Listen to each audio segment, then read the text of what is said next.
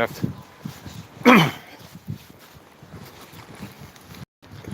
Once again, it's good to see you. So, continuing on this topic of the doldrums of war and peace.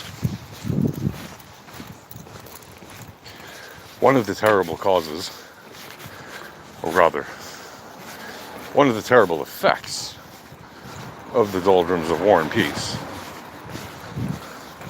as previously discussed, are the doldrums that cause or that result in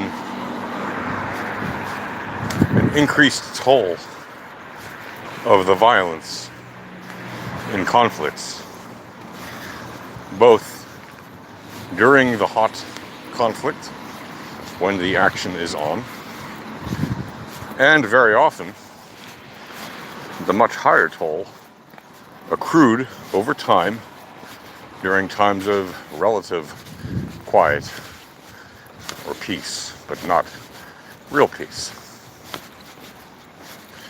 And why is this? Because during the times of relative quiet, a great many actions still take place. And these actions mount up and build up, and unless the conflict has been resolved fully and finally, it is likely to build up to the point where it will boil over, spill over, and renew the conflict, the hot time of the war. And this is why it is important for those who are managing any particular conflict, especially one that is deeply rooted and not simply going to go away after one or two diplomatic meetings at some high level. It's why those managers have a specific and special duty to do everything in their power, not simply to maintain the status quo, but to actually resolve the conflict. And this can be done. Conflicts do start, conflicts do have a middle, and conflicts do end. And for some reason, and it is well known to those of us who study it and are honest about it intellectually, for some reason, the conflict between Israel and its Arab enemies does not end, is not resolved, does not yield peace of any real kind. And it has never done so in more than 100 years of conflict. And yes, I say more than 100 years because this conflict existed well before Israel was a state. The Arabs were attacking the Jews. When you see these days, when you see people saying, oh, the Muslims welcomed the Jews to Palestine and let them live there, and there was no violence, they are either kidding themselves, or they're kidding you, or both. Because historically, there were a large number of attacks that were quite literally led by Arab riots against Jewish people living in Gaza, living in Hebron, living in Sfat, and living in other parts of Israel, or back then the Ottoman Empire Governorate of Palestine, and then later the British Mandate of Palestine, that were entirely fueled by the miseducation of the Arab population to hate the Jews and to hate the very notion that Jews own any piece of land on the very land that was their homeland for thousands of years. And you can say, well, the Jews were expelled from that land by the Romans 2,000 years before, or 1,900 years before. Well, yes, they were forcefully expelled from the land in around 70 AD by the Roman Empire, and it was not even the first time that Jews had been expelled from the land. The Greeks expelled the Jews as well, and many of them went to Babylon, also known today as Iraq, and they stayed there for a number of years before coming back after some years, coming back to the land of Israel, building the second temple, and that was later destroyed.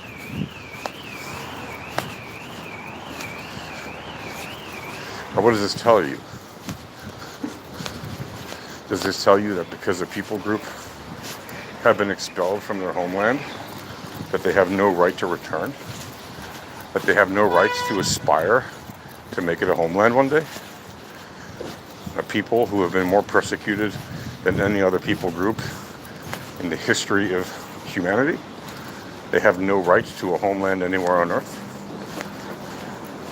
And if you tell me, well, therefore don't the Palestinians have a right to such aspirations? I would say, well, sure. If they were legitimately a people group that had a history of a nation, that had a history of a state, then yes, they would have that right. But there was no such thing as the Palestinian people, unless you include all people who lived in the land known as Philistina, under Syria Philistina under the Roman Empire, which was again a name given to the land by the Roman Empire specifically in order to insult and humiliate the Jews after they'd expelled them. And it was a name that was maintained and changed over time from Philistina eventually to Palestine. And the Ottomans certainly never gave any nationhood or statehood to anybody here in that land of the Palestinians, supposedly, because there were no Palestinians. And when Jewish people who are alive today, or who were alive under the rule of the British Mandate of Palestine, tell you, well, I'm a Palestinian because I was born in British Mandate Palestine, they are no more or no less Palestinian than the Arabs who were living there at the time.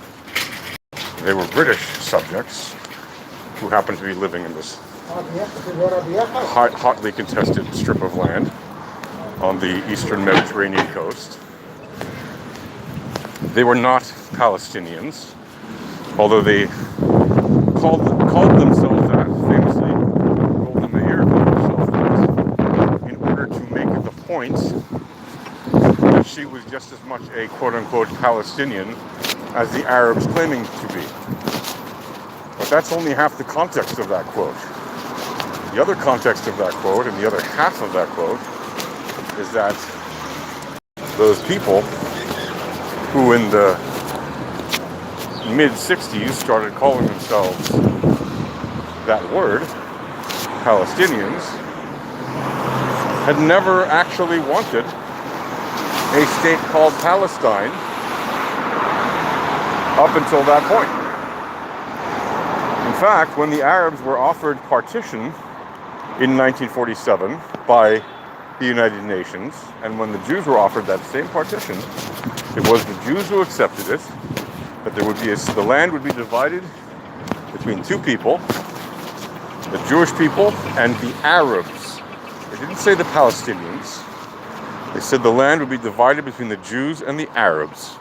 The Jewish part would be called Israel, and the Arab part would be a nation to be established for the first time called Palestine. And it was the Arabs who rejected it. Period. There is no arguing that.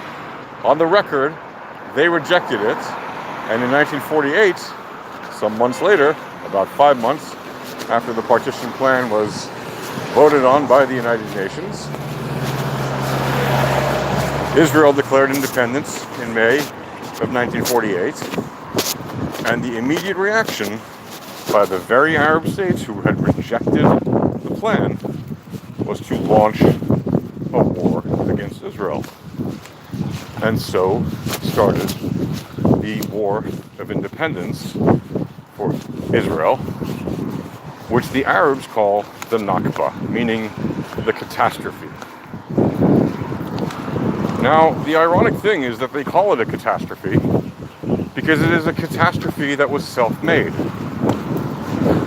The only thing that they think about of it as a catastrophe is that some will tell you the Israelis stole their land, which in most cases is just simply not the case. And the other reason is because they lost the damn war. And in case they didn't study their history, which of course most of them hadn't, as General George Patton once said, the purpose of war is not to die for what you believe in. It's to make the other bastard die for what he believes in. To paraphrase a little bit.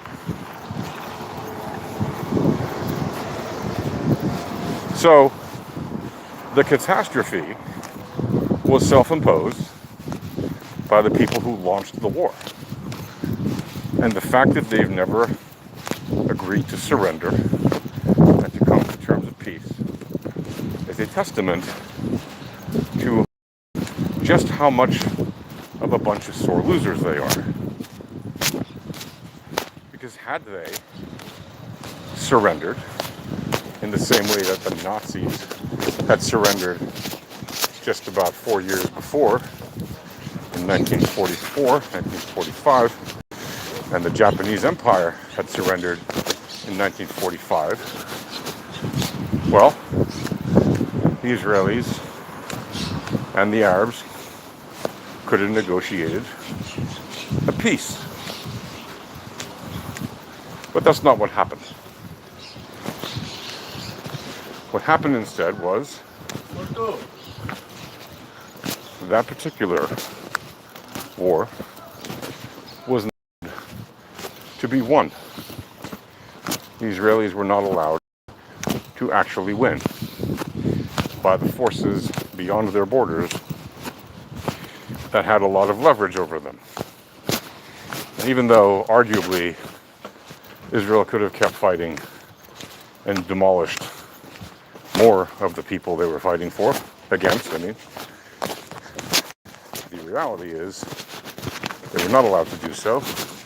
And had they done so, it might have come at a terrible price for the state of Israel, which at the time was a brand new, very young nation with practically no economy to speak of, practically no military to speak of, and somehow they had managed to win the war on the ground. It was considered enough of an achievement that they did not seek to push their limits and see if they could force the Arabs to actually surrender. Arguably, they should have, because in not doing so, what happened was this conflict was allowed to not end. Once again, following already more than 50 years of largely Arab violence against the Jews, and occasionally, but very rarely, Jewish violence against the Arabs. And so, the history continued, and from 1949 until 1956, the doldrums of peace built up. Arab nationalism became a thing. Gamal Abdel Nasser, then the leader of Egypt, who had overthrown the king, had decided that he would become the leader of the Arab world and the attacks on Israel. And at the time, Egypt controlled the Gaza Strip. And the people there were never given a nationality of Palestinian. They were Arabs under Egypt's control. And the people living in Judea and Samaria were never given Palestinian nationality, and there was never a Palestinian established there by the Arabs of Jordan who had controlled that land after the 1948-1949 war. No. What happened was the Arabs living in Judea and Samaria and the Gaza Strip were left stateless by their own Arab brothers. And why was this? Unfortunately, it served the political interests of the leaders in Jordan and Egypt and in Syria and in Lebanon and in other Arab nations. And this is very unfortunate because it meant they were continuing the doldrums of war and peace at the price of more violence, largely committed by their own Arab brothers against Israel, and occasionally by the Israelis against them. And eventually, after the 1956 campaign in the Sinai, when Israel helped the British and the French take control of the Sinai, only to have the U.S. flex its political and diplomatic muscle and force them to give it back, what happened was the Suez Canal remained open as the agreements to the ceasefire for that war, and eventually that led to more skirmishes along the Egyptian and Israeli border. And when I say skirmishes, I mean shooting and bombings. And in 1967, when Israel preemptively attacked the nations around it that were building up their weapons alignment and were preparing for war and were about to launch a war imminently against Israel, they had Jordan, as unwilling as they seemed to have been, ready for that, and Syria, who was not unwilling and who was very prepared for it, and Lebanon, and Egypt, and you had the Fedayeen of the Palestinian National Army, or not National Army, but the Palestinian, the movement for the National Palestinian Movement, led by Arafat, right?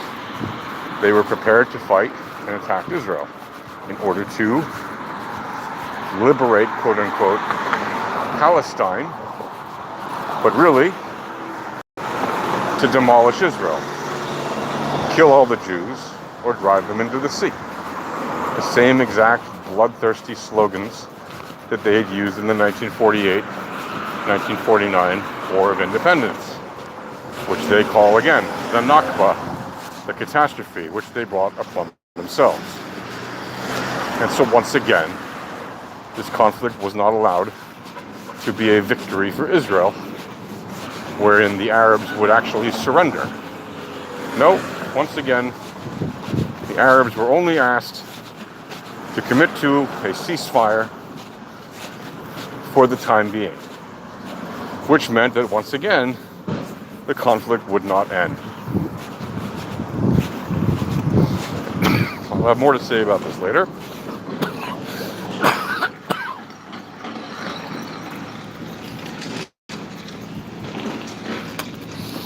This is yet another example of why the doldrums of war and peace are in fact incredibly bad for anybody who actually wants a long-term peace.